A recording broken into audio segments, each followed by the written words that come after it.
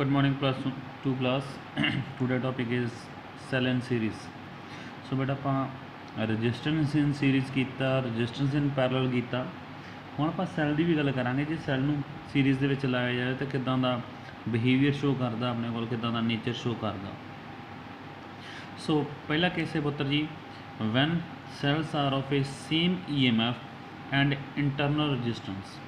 ਇੱਕ ਸੈੱਲ ਹੈ ਆਪਣੇ ਕੋਲ, ਆਪਾਂ ਕਹੀਏ ਜ਼ਿਆਦਾ ਸੈੱਲ ਨੇ, ਇੱਕ ਕਹਿਤਾ ਸੌਰੀ, ਆਪਣੇ ਕੋਲ 2-4 ਸੈੱਲ ਨੇ ਜਿਨ੍ਹਾਂ ਦੀ ਸੇਮ EMF, ਠੀਕ ਹੈ, ਉਹਨਾਂ 'ਚ ਫੋਰਸ ਬਰਾਬਰ ਹੈ ਅਤੇ ਉਹਨਾਂ ਦੇ ਵਿੱਚ ਇੰਟਰਨਲ ਰਜਿਸਟੈਂਸ ਵੀ ਬਰਾਬਰ। ਸੋ ਆਪਾਂ ਮੰਨ ਲਿਆ ਕਿ ਕੰਬੀਨੇਸ਼ਨ ਆਫ ਏ ਸੈੱਲ ਐਨ ਲਾਤਾ, ਐਨ ਕੰਬੀਨੇਸ਼ਨ ਆਫ ਸੈੱਲ ਆਪਾਂ ਯੂਜ਼ ਕਰ ਰਹੇ ਹਾਂ। ਹਰੇਕ ਕੋਲ EMF ਕਿੰਨੀ ਹੈ, E, ਐਂਡ ਇੰਟਰਨਲ ਰਜਿਸਟੈਂਸ ਕਿੰਨੀ ਹੈ, R। ਆਪਾਂ ਉਹਨਾਂ ਨੂੰ ਕਨੈਕਟ ਕਰਤਾ ਬੇਟਾ ਇਸ ਸਰਕਟ ਦੇ ਵਿੱਚ, ਤਾਂ ਜੋ ਐਕਸਟਰਨਲ ਰਜਿਸਟੈਂਸ ਆਰ ਦੇ ਵਿੱਚੋਂ ਕਰੰਟ ਪਾਸ ਕਰ ਸਕੇ। For a series combination, negative terminal of the first cell is connected to the positive terminal of the second cell. ਇੱਕ ਦਾ ਨੈਗੇਟਿਵ ਦੂਜੇ ਦੇ ਪੋਜ਼ਿਟਿਵ ਦੇ ਨਾਲ ਅਟੈਚ ਹੋਏਗਾ। ਚਲੋ ਡਾਇਗਰਾਮ ਦੇਖਦੇ ਹਾਂ। ਆਹ ਦੇਖੋ, ਆਹ ਇੱਕ ਸੈੱਲ ਇੰਨਾ ਕੁ, ਆਹ ਛੋਟੀ ਡੰਡੀ ਅਤੇ ਆਹ ਵੱਡੀ ਡੰਡੀ, ਠੀਕ ਹੈ। ਆਹ ਸੈੱਲ ਦੀ ਰਿਪਰਜੈਂਟੇਸ਼ਨ ਹੁੰਦੀ ਹੈ ਪੁੱਤਰ, ਆਹ ਨੈਗੇਟਿਵ, ਆਹ ਪੋਜ਼ਿਟਿਵ। ਸੋ ਆਹ ਬੇਟਾ ਦੋ ਟਰਮੀਨਲ ਜਿਹੜੇ ਨੇ ਉਹਨਾਂ ਵਿੱਚ ਹਰੇਕ ਦੀ ਇੰਟਰਨਲ ਰਜਿਸਟੈਂਸ ਕਿੰਨੀ ਹੈ, ਉਹ ਬੇਟਾ ਜੀ ਸਮਾਲ ਆ ਰਿਹਾ। ਆਪਾਂ ਇਹੋ ਜਿਹੇ N ਸੈੱਲ ਲਾ ਤੇ ਉਹਨਾਂ ਨੂੰ ਬਾਹਰਲੇ ਸਰਕਟ ਦੇ ਨਾਲ ਅਟੈਚ ਕਰ ਲਾ। ਬਾਹਰ ਇੱਕ ਸਰਕਟ ਜਿਹਦੇ ਵਿੱਚ ਆਪਾਂ ਰਜਿਸਟੈਂਸ R ਲਾਈ, ਕਰੰਟ I ਫਲੋ ਆਪਣੇ ਕੋਲ ਕਰੇਗਾ। ਸੋ ਸਭ ਤੋਂ ਪਹਿਲਾਂ ਬੇਟਾ ਜੀ ਆਪਾਂ ਲਿਖਿਆ ਟੋਟਲ EMF ਕਿੰਨੀ ਹੈ ਆਪਣੇ ਕੋਲ। ਟੋਟਲ EMF ਆਹ ਸਾਰੀ ਆਪਣੇ ਕੋਲ ਟੋਟਲ EMF, ਠੀਕ ਹੈ। ਜੇ ਮੈਨੂੰ ਪਲੱਸ ਕਰਨ ਲੱਗਾ E plus E plus E plus E plus E plus ਕਿੰਨੀ ਹੈ ਜੀ, N E। ਸੋ ਟੋਟਲ EMF ਕੀ ਹੋ ਗਈ ਮੇਰੇ ਕੋਲ ਪੁੱਤਰ, N E ਹੋ ਗਈ। ਟੋਟਲ ਇੰਟਰਨਲ ਰਜਿਸਟੈਂਸ ਦੀ ਗੱਲ ਕਰਾਂ, ਅੰਦਰਲੀ ਰਜਿਸਟੈਂਸ ਦੀ, ਕਿਉਂਕਿ ਪੁੱਤਰ ਹਰੇਕ ਕੋਲ ਇੰਟਰਨਲ ਰਜਿਸਟੈਂਸ ਕੀ ਹੈ, ਸਮਾਲ ਆਰ ਹੈ। ਸੋ ਮੇਰੇ ਕੋਲ ਕੀ ਹੋ ਜਾਏਗਾ, ਸਮਾਲ ਆਰ ਯਾਨੀ ਕਿ R plus R plus R plus R NR। ਅਤੇ ਜੇ ਟੋਟਲ ਰਜਿਸਟੈਂਸ ਦੀ ਗੱਲ ਕਰਾਂ ਇਸ ਸਰਕਟ ਦੇ ਵਿੱਚ, NR ਤਾਂ ਇਹ ਇਹਦੀ ਹੋ ਗਈ, ਸੈੱਲਾਂ ਦੀ ਹੋ ਗਈ, ਪਲੱਸ ਆਊਟਰ ਕੀ ਹੋ ਗਈ, R ਹੋ ਗਈ। ਸੋ ਬੇਟੇ ਟੋਟਲ ਇੰਟਰਨਲ ਰਜਿਸਟੈਂਸ NR ਆ ਗਈ ਅਤੇ ਟੋਟਲ ਰਜਿਸਟੈਂਸ ਸਰਕਟ ਦੇ ਵਿੱਚ ਕਿੰਨੀ ਆ ਗਈ, R ਪਲੱਸ NR। ਸੋ ਉਸ ਤੋਂ ਬਾਅਦ ਪੁੱਤਰ ਜੀ ਆਪਾਂ ਨੂੰ ਪਤਾ ਕਿ ਕਰੰਟ, ਹੁਣ ਬੇਟਾ ਜੀ ਆਹ ਸਿੰਪਲੀ ਕੀ ਲਿਖਿਆ, ਓਮਸ ਲਾ ਦਾ ਫਾਰਮੂਲਾ ਹੀ ਲਾਇਆ। So V is equal to IR, ਠੀਕ ਹੈ। So I is equal to ਕੀ ਹੋ ਗਿਆ, V/R। ਇੱਥੇ V ਤੁਹਾਡੀ ਕੀ ਹੈਗੀ ਹੈ ਪੁੱਤਰ, ਟੋਟਲ EMF ਉਹ ਕਿੰਨੀ ਹੈਗੀ ਹੈ, NE ਆਪਾਂ ਪਾਤਾ। ਟੋਟਲ ਰਜਿਸਟੈਂਸ ਕਿੰਨੀ ਹੈਗੀ ਹੈ, R ਪਲੱਸ ਸਮਾਲ NR ਆ ਗਏ।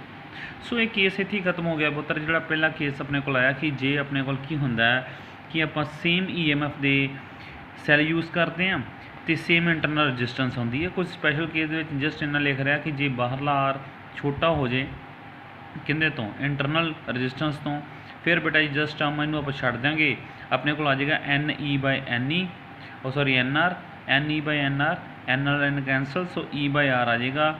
ਇਹ ਆਪਾਂ ਨੂੰ ਦੇਗਾ current due to the single cell. ਜੇ R ਵੱਡਾ ਹੋ ਜੇ ਤਾਂ ਫਿਰ ਆਪਣੇ ਕੋਲ ਟਰਮ ਆ ਜਾਏਗੀ ਪੁੱਤਰ NE/R। ਆਪਾਂ NR ਨੂੰ ਛੱਡ ਦਿਆਂਗੇ। ਸੋ N ਟਾਈਮ ਦਾ ਕਰੰਟ ਥਰੂ ਦਾ ਸਿੰਗਲ ਸੈੱਲ, ਠੀਕ ਹੈ। ਇਹਦੇ ਵਿੱਚ ਬੇਟਾ ਇੱਕ ਕਰੰਟ ਆ ਰਿਹਾ ਸਿੰਗਲ ਸੈੱਲ ਦੇ ਰਾਹੀਂ, ਇਹਦੇ ਲਈ N ਟਾਈਮ ਕਰੰਟ ਆ ਰਿਹਾ ਸਿੰਗਲ ਸੈੱਲ ਦੇ ਵਿੱਚ। ਉਸ ਤੋਂ ਬਾਅਦ ਦੂਸਰਾ ਟੌਪਿਕ ਜਿਹੜਾ ਉਹਦੇ ਵਿੱਚ ਹੁਣ ਬੇਟਾ ਜੀ ਆਪਾਂ ਮੰਨ ਲੈਂਦੇ ਹਾਂ, ਸੈਕਿੰਡ ਪੁਆਇੰਟ ਹੈ, ਕਹਿੰਦਾ ਜੇ ਸੈੱਲ ਦੇ ਡਿਫਰੈਂਟ EMF ਹੋਵੇ ਐਂਡ ਇੰਟਰਨਲ ਰਜਿਸਟੈਂਸ ਵੀ ਡਿਫਰੈਂਟ ਹੋਵੇ। ਹੁਣ ਆਪਾਂ ਦੋ ਸੈੱਲ ਮੰਨ ਲਿਆ ਪੁੱਤਰ, ਠੀਕ ਹੈ। ਇੰਗਲਿਸ਼ ਪੜ੍ਹ ਲਿਆ ਜੀ, ਇੰਗਲਿਸ਼ ਕੋਈ ਐਡੀ ਹਾਈ ਫਾਈ ਇੰਗਲਿਸ਼ ਨਹੀਂ ਹੁੰਦੀ ਆਪਣੀ, ਸਿੰਪਲ ਹੀ ਇਹ ਪੜ੍ਹ ਲਿਆ ਜੀ।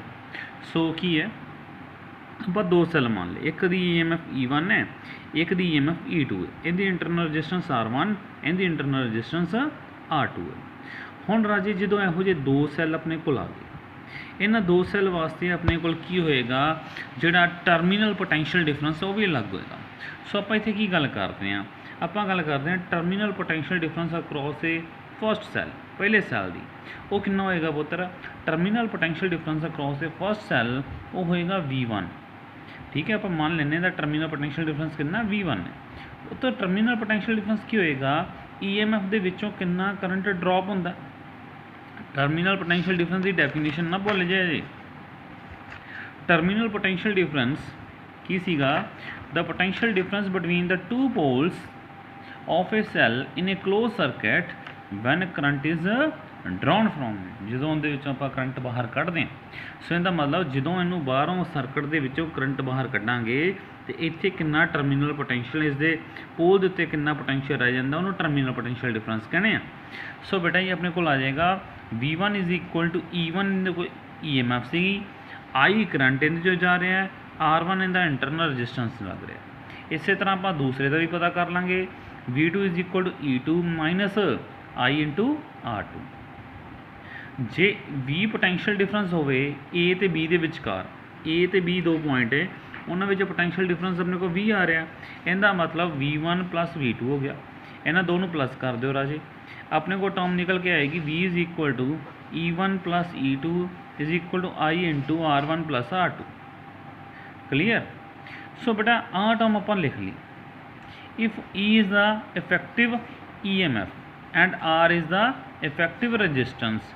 हुण जे E ते R एक इफेक्टिव रजिस्टेंस होण दो सैल दे विच कंबीनेशन दे विच ते आपां उहनूं जरनल फॉर्म दे विच लिख सकते हैं, यानी कि अपने को की आएगा terminal potential difference V is equal to E minus IR।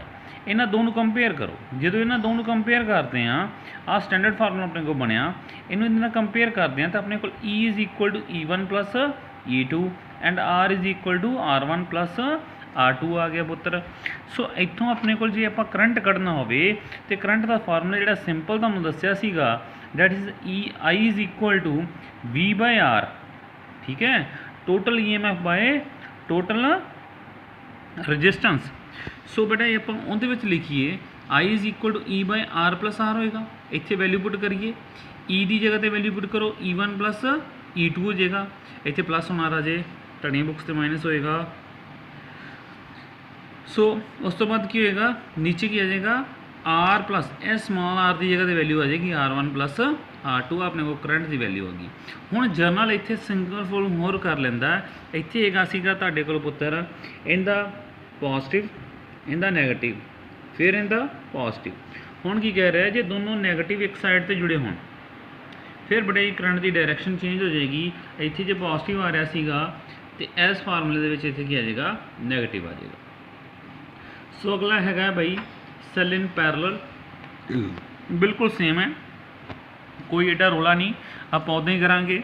अपने को बेटा जी मान लिया पहला केस ही है, फर्स्ट केस की है कि अपने को सैल सेम सैल ने जिन्हों की same EMF and same internal resistance है, यानी कि EMF हर एक दी E है अपने को E एंड पुत्र इंटरनल रजिस्टेंस कितनी है R। इन्हों के आप M सैल मान ले, M मान लो, N मनो, R मनो, Z मनो, जो मर्जी मनो, ये सिर्फ आप इन्ना मन्ने कि इन्ने साडे कोल सैल हो सकते।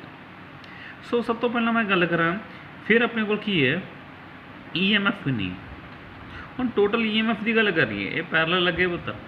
ठीक है, इनू किवें कंबीनेशन दे विच जोड़ोगे, इनू जोड़ने वास्ते फार्मूला अपने को आप करांगे टोटल EMF देखिए तो इस जगह पर पोटेंशियल सेम रह रहा। ठीक है, सो अपने को जो आप पढ़िया सीगा resistance in series and resistance in parallel उनके वेखते हैं रजिस्टेंस सीरीज़ के पोटेंशियल चेंज होंदा है बट पैरेलल दे विच नहीं होंदा। सो अपने को टोटल EMF जी रहेगी वो E ही रहेगी। हुण इंटरनल रजिस्टेंस की गल करिए तो बेटा जी हरेक दी 1R सो हुण M टाइम आ गया।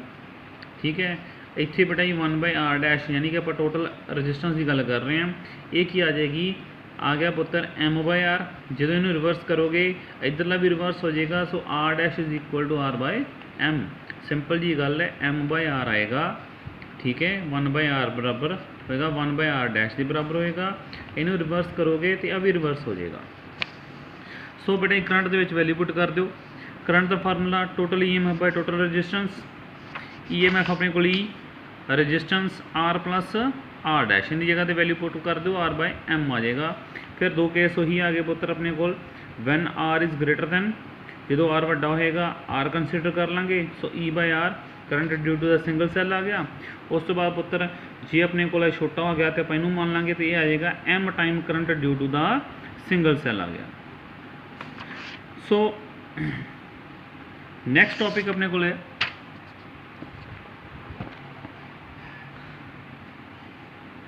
अगेन होते ही कि when cells are different EMFs and internal resistance, अपने को दो सेल आ गए हूँ E1 एंड E2, ठीक है। In the EMF E1 in the resistance R1 E2 R2। फिर अपन लिखना terminal potential difference, terminal potential difference लिखा। हम बेटा एक करंट है सर्किट के टोटल करंट की होएगा that is I is equal to I1 plus I2 होएगा। सो टर्मिनल पोटेंशियल डिफरेंस लिखा वो होएगा I1 फस्ट वाले की गल कर रहे हैं, sorry E1 minus I1 into R1। इतों I1 की वैल्यू कड्डो, आ टर्म बेटा जी उधर जाके की हो जाएगी, इनू इधर लै गए, आ सारी टर्म जाके उधर जाके प्लस, आ इधर आया माइनस, R1 नीचे डिवाइड।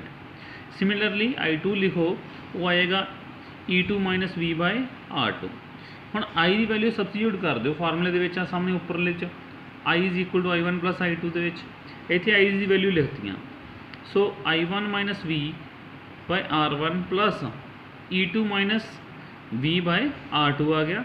ਇਹਨਾਂ ਵਿੱਚੋਂ ਬੇਟਾ ਜੀ E1 E2 ਵਾਲੀਆਂ ਟਰਮਸ ਅਲੱਗ ਕੀਤੀਆਂ, V ਵਾਲੀਆਂ ਟਰਮਾਂ ਅਲੱਗ ਕਰਤੀਆਂ। ਇੱਥੋਂ V ਦੀ ਵੈਲਿਊ ਕੱਢੋ, ਇੱਥੋਂ V ਦੀ ਵੈਲਿਊ ਕੱਢਣ ਵਾਸਤੇ ਛੋਟੀ ਜਿਹੀ ਕੈਲਕੂਲੇਸ਼ਨ ਕਰੋ खुद आप। सिंपल की है पुत्र की बनेगा, आ टर्म आप इत्थे रखते हैं, ठीक है। आ टर्म जो आप सारी उधर लैके जाने तो उधर जाके प्लस हो जाएगी तो आई इधर आ जाएगी। उस तो बाद आई इधर आने तो बाद नीचे वाला एलसीएम लाँगे तो आ सारा एलसीएम लैके आप कैलकुलेट करांगे। जे कोई प्रॉब्लम हुई तो पूछ लो, वैसे तो कैलकुलेशन हो जाएगी। जे सिंपली कैलकुलेशन नहीं अपनी तो होंगी फिर काम औखा।